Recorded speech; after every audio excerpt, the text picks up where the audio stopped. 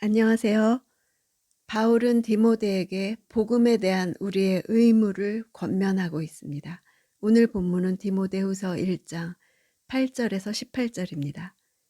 8절. 그러므로 너는 우리 주에 대해 증언하는 일이나 주를 위해 내가 죄수가 된 것을 부끄러워하지 말고 하나님의 능력으로 복음을 위해 고난을 받아라. 당시 복음은 복음 사역자들을 곤경에 빠뜨리기에 충분했습니다. 철학적인 사고가 팽배했던 헬라적인 상황에서 복음을 전한다는 것은 미친 짓으로 여겨지기도 했기 때문입니다. 주를 위해 죄수가 되었다는 것이 바로 그런 점을 말해주는 것이지요. 바울이 다시 체포되어서 쇠사슬에 묶이는 몸이 되었을 때 거의 모든 그의 옛날 지지자들이 그를 저버렸던 것 같습니다. 부끄러워하지 말라는 것은 수치로 여기지 말라는 뜻입니다. 앞으로 디모데에게 엄습해 올지도 모를 수치의 감정을 사전에 막으려는 바울의 배려였습니다. 고난을 받으라는 단어는 원래 학대를 서로 분담하다라는 뜻입니다. 디모데는 복음을 위해서 고난의 짐을 짊어져야 했습니다.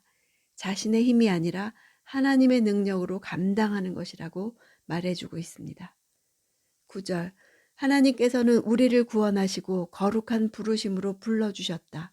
그것은 우리의 행위에 따른 것이 아니라 오직 하나님의 계획과 은혜에 따른 것이다.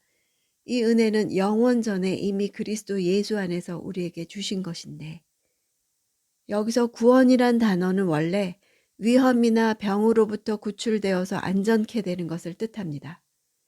우리가 죄로 인한 영원한 죽음으로부터 벗어난 것을 뜻합니다. 거룩한 부르심이란 거룩해지도록 우리를 부르셨다는 의미입니다.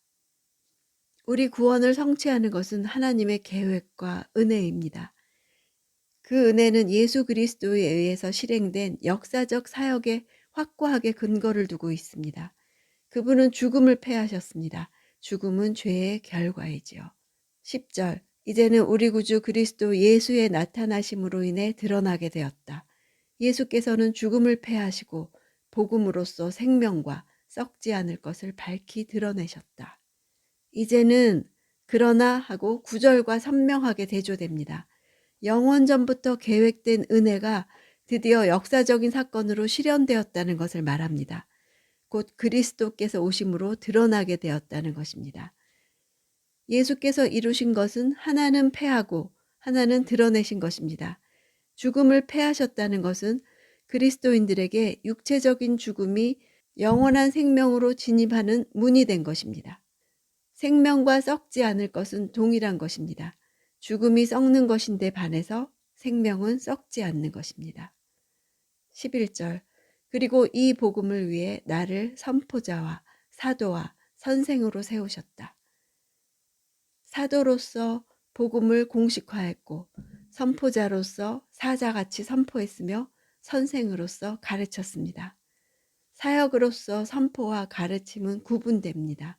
선포는 십자가에 못 박히시고 부활하신 예수를 전하는 것입니다. 가르치는 것은 그 후 회심한 자들에 대한 것입니다. 13절. 너는 그리스도 예수 안에서 믿음과 사랑으로 내게서 들은 건전한 말씀을 표준으로 삼아라. 건전한이란 단어는 예수께서 사람들을 치료하셨을 때 복음서에서 사용되고 있는 헬라어 표현입니다. 이전에 그들은 불구였거나 병들었었습니다. 그러나 예수께서 치료하셨을 때 온전해졌습니다. 그런 온전한 말씀, 건전한 말씀을 표준으로 삼으라고 했습니다. 표준으로 삼는다 해서 표준은 패턴입니다. 본을 뜬다 하는 본, 모형을 말합니다. 한 건물의 세부적인 설계도를 작성하기 전에 그려보는 것과 같은 대략적인 스케치를 말하기도 하고, 또는 화가가 정물화나 인물화 등을 그릴 때 구도를 잡아서 미리 그려놓는 밑그림을 뜻합니다. 바울은 건축가나 화가가 그리는 밑그림처럼 자신에게서 들은 말씀을 표준 삼으라고 말하고 있습니다. 14절. 우리 안에 거하시는 성령의 도움을 받아 내게 부탁한 선한 일들을 지키도록 하여라. 지킨다는 것은 약탈자에게서 궁전을 지키고 도둑들에게서 재산을 지킨다는 뜻입니다. 교회에 맡겨진 보물인 복음을 강탈하려는 이단들이 있기 때문에 도둑을 막듯이, 약탈자를 막듯이 이 복음을 지켜야 한다는 것입니다. 15절, 너도 알다시피 아시아 지방의 모든 사람이 나를 버렸다. 그 중에 부겔로와 허모게네가 있다. 아시아는 로마 제국의 동쪽 영역을 일컫습니다. 당시 아시아의 수도가 바로 에베소였습니다.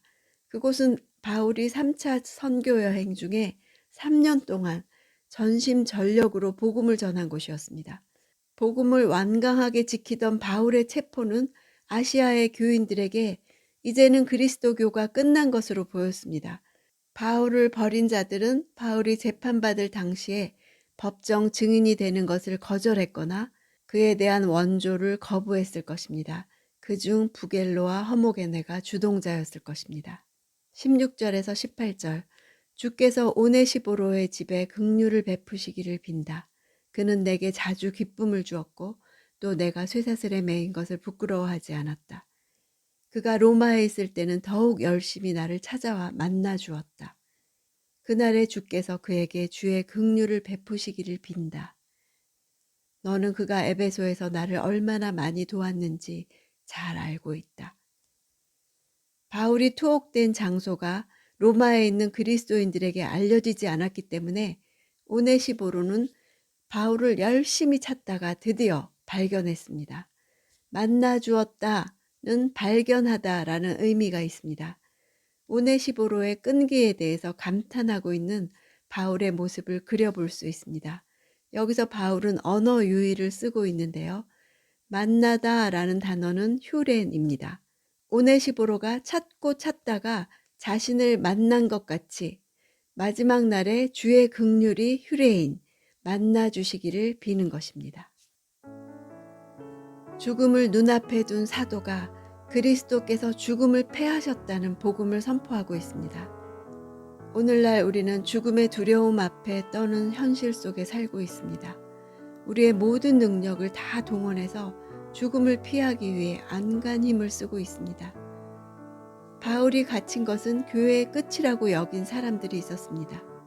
바울이 디모데에게 말한 비겁함, 부끄러워함, 두려워함, 불신앙을 보여준 사람들이 있었습니다. 반면 능력과 사랑과 절제와 담대함을 보여준 오네시보로가 있었습니다. 바울은 디모데에게 부정적인 예와 긍정적인 예를 보여주며 결단하게 합니다. 오네시보로의 태도를 디모데가 본받기를 바라는 것입니다. 비록 육신의 위협 앞에서도 바울과 오네시보로와 디모데가 있는 한 교회는 끝이 아닙니다. 지금까지 지켜져 우리에게까지 왔습니다. 오늘날에도 교회는 도처에서 반대를 받고 조롱의 대상이 되고 있습니다. 교회 안에서 많은 배교가 일어나고 있습니다. 우리에게도 바울이 이렇게 말하고 있습니다. 복음을 신실하게 지키라. 복음을 활발하게 전파하라. 복음과 함께 고난을 받으라.